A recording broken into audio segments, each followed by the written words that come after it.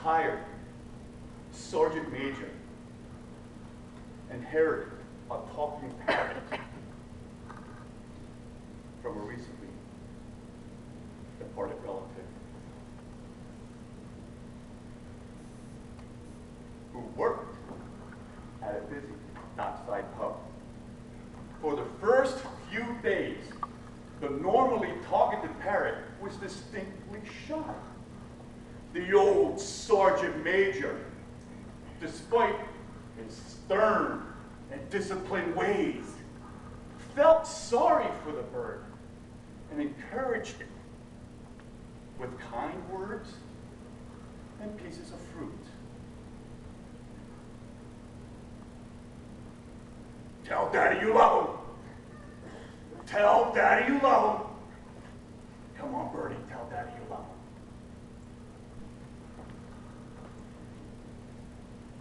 After a week or so, the parrot began to find its words.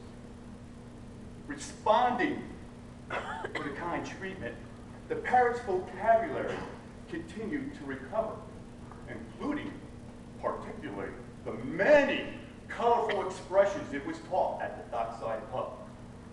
The old sergeant major began to be quite irritated in the parrot's rudeness, and after a few more days of worsening profanities, decided that action was required to bring the bird under control. He first tried to incentivize the bird with the promise of reward for good behavior, but to no avail. He then tried to teach the bird a lesson by withdrawing its privileges. Again, to no avail. Finally, not taking it anymore, the old sergeant major flipped into battleground management mode. Hurrah! He grabbed that bird and he wrapped his hands around its beak and he thrust the swearing, struggling bird into the top drawer of the freezer and slammed the door shut. They'll never get the best of me. I'm the leader. The swearing and struggling continued for a few more seconds and then abruptly stopped. The old sergeant major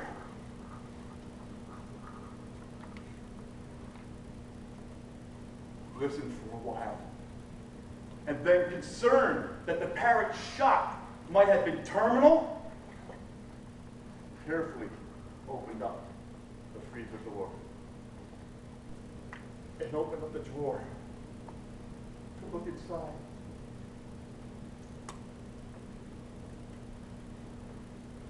The scared parrot slowly clambered out of the drawer.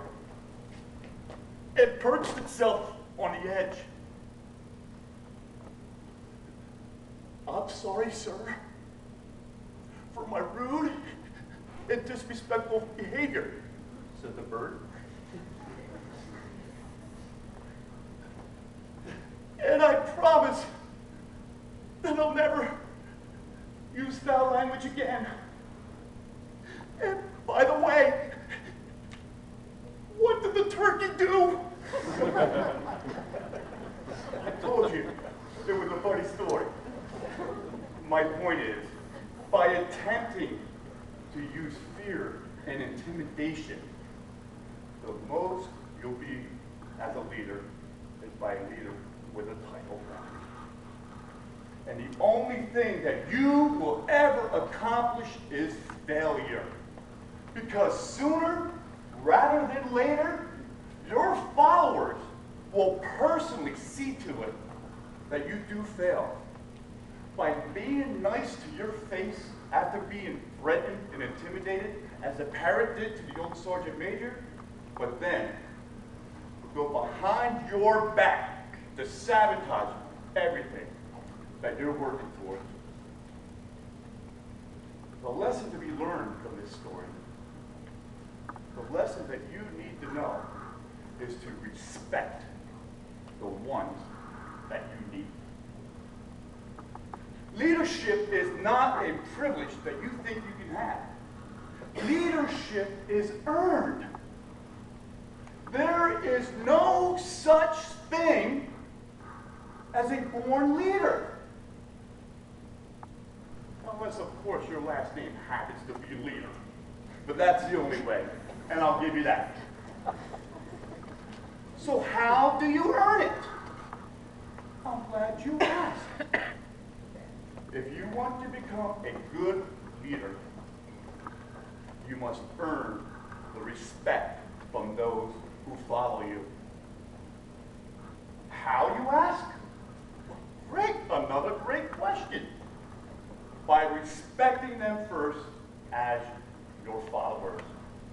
And you do this by listening to them, by involving them, by encouraging them, by motivating them, and by empowering them.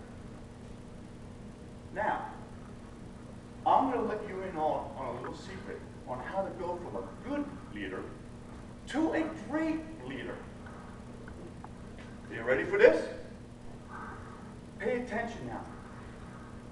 A great leader is able to get their followers to buy into their vision and have those followers act as if they came up with the vision on their own. And great leaders are able to get the work done through those followers willingly. Wow. Fascinating, huh? So you're probably wondering, how does one go about doing this? Simple, actually. By adding one key ingredient to the things I just mentioned: involving, empowering, encouraging, etc. You must unconditionally, without hesitation, give your followers reasons to trust. Trust you. Trust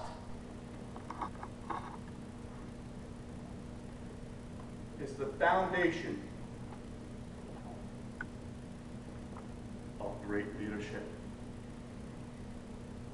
Without it, my friends,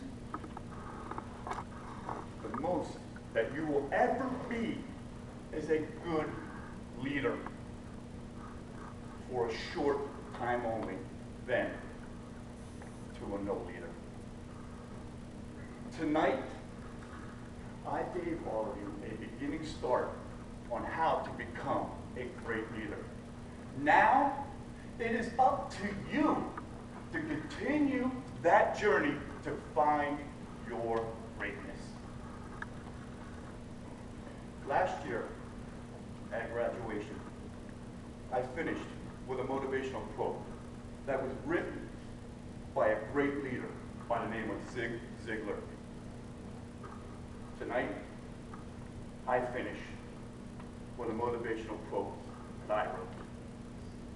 And it goes like this: share your experience with others today.